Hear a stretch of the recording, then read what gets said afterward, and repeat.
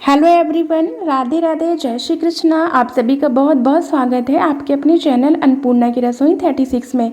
तो दोस्तों, जैसा कि आप सभी को पता है कि 21 अक्टूबर 2021 से कार्तिक का महीना प्रारंभ हो चुका है।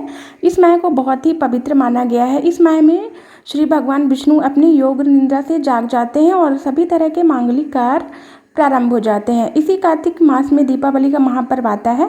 पुराणों में कार्तिक मास की महिमा का वर्णन मिलता है। इस माह में दीपदान, स्नान, विष्णु पूजा और तुलसी पूजा के साथ ही पौराणिक कथा सुनने का बहुत ही खास महत्व होता है।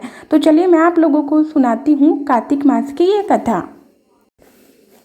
एक नगर में एक ब्राह्मण दंपति रहते थे। वे दोनों प्रतिदिन 7 कोस दूर गंगा और यमुना नदी में स्नान करने जाते थे। इतनी दूर आने जाने से ब्राह्मण की पत्नी थक जाती थी। एक दिन उसने अपने पति से कहा कि हमारा एक पुत्र होता तो कितना अच्छा रहता। पुत्र के बहू आती तो हमें घर वापस जाने पर खाना बना हुआ मिलता और बहू घर का सारा काम भी कर देती। अपनी पत्नी की बातें सुनकर ब्राह्मण ने कहा, तूने बात तो सही कही है, चल मैं तेरे लिए एक बहू ला ही देता हूँ।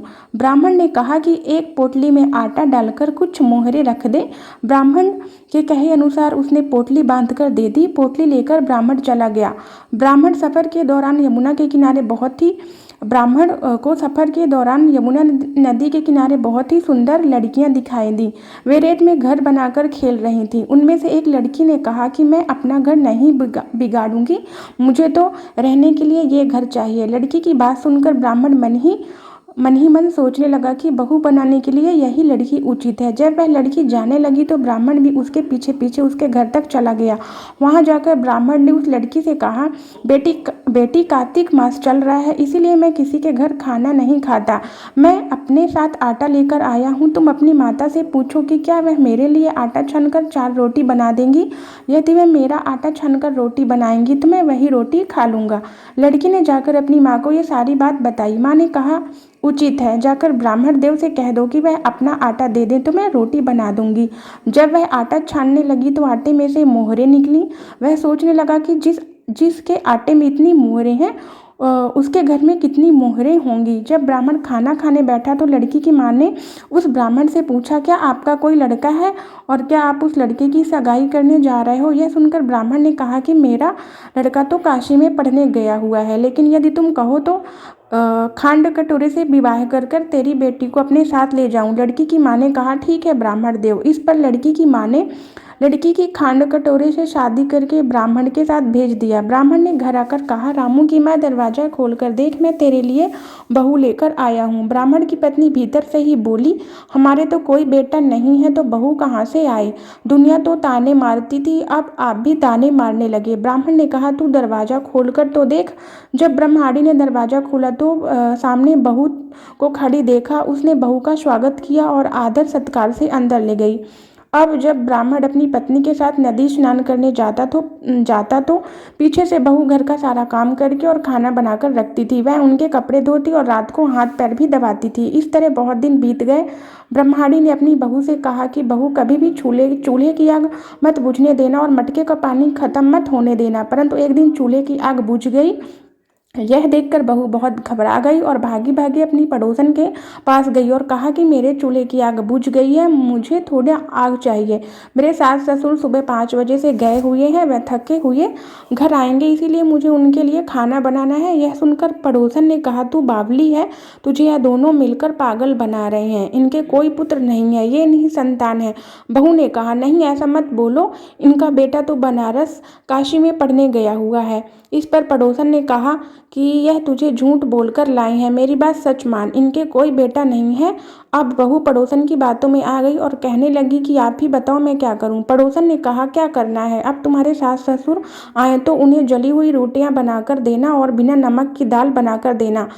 खीर की कचड़ी दाल में और दाल की कचड़ी खीर में डाल देना।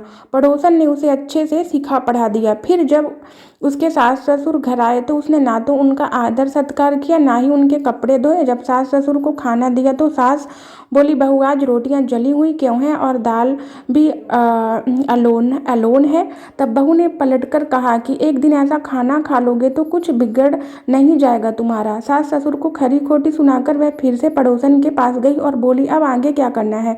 पड़ोसन ने कहा, अब तुम सातों कोठों की चाबी मांग लेना। अगले दिन जब भी स्नान करने के लिए जाने लगे तो बहू अड़ गई कि मुझे तो 7 कोठों की चाबी चाहिए। तब ससुर ने कहा कि इसे चाबी दे दो। तब सास ने बहू को चाबी दे दी। सास ससुर के जाने के बाद जब बहू ने दरवाजे खोले तो देखा कि किसी में अन्न भरा है, किसी में धन भरा है और किसी कोठे में बर्तन पड़े हैं। जब उसने सबसे ऊपर का 7वां कोठा खोला तो देखा कि शिवजी, पार्वती माता, गणेश जी, लक्ष्मी माता जी, पीपल पथवारी, कार्तिक के ठाकुर, राई दामोदर, तुलसी जी का बिरवा, गंगा यमुना और 33 कोटि देवी देवता विराजमान है। वहीं पर एक लड़का चंदन की चौकी पर बैठा माला जप रहा है। यह देखकर उसने लड़के से पूछा, तुम कौन हो। तब लड़के ने बोला, मैं तेरा पति हूँ, अभी दरवाजा बंद कर दे, जब मेरे माता पिता आएंगे तब दरवाजा खोलना। यह सब देखकर बहू बहुत खुश हुई और शोला श्रृंगार करके सुंदर वस्त्र पहनकर अपने सास ससुर का इंतजार करने लगी। उसने अपने सास ससुर के लिए अच्छे अच्छे पकवान बनाए। जब उसके सास ससुर घर आए तो उसने उनका आदर सत्कार किया और प्रेम पूर्वक खाना खिलाया और हाथ पैर दबाने लगी। पैर दबाते दबाते बहू ने कहा, आप इतनी दूर गंगा यमुना स्नान के लिए जाती हो तो आप थक जाती हो, इसीलिए आप घर पर ही स्नान क्यों नहीं करती हो। यह सुनकर सास कहने लगी कि बेटा, गंगा यमुना घर पर तो नहीं बहती हैं। तब उसने कहा, हाँ माँ जी बहती हैं, चलो मैं आपको दिखाती हूँ। जब बहू ने 7वां कोठा खोलकर दिखाया तो उसमें शिव जी, माता पार्वती जी, गणेश जी, लक्ष्मी जी, पीपल पथवारी, कार्तिक के ठाकुर, राई दामोदर, तुलसी जी का बिड़वा, गंगा यमुना बह रही हैं और 33 कोटि देवी देवता विराजमान है। वहीं चौकी पर बैठा एक लड़का माला जप रहा है। माँ ने उसे देखकर कहा, बेटा तू कौन है। लड़का बोला, मैं तेरा ही बेटा हूँ। तब ब्रह्माणी ने पूछा कि तू कहाँ से आया है। लड़के ने जवाब दिया, मुझे कार्तिक देने भेजा है। माँ ने कहा, बेटा यह संसार कैसे मानेगा कि तू मेरा बेटा है। माँ ने कुछ विद्वान पंडितों से मदद मांगी। पंडितों ने कहा, इस पार बहू बेटा खड़े हो जाएं और उस पार माँ खड़ी हो जाए।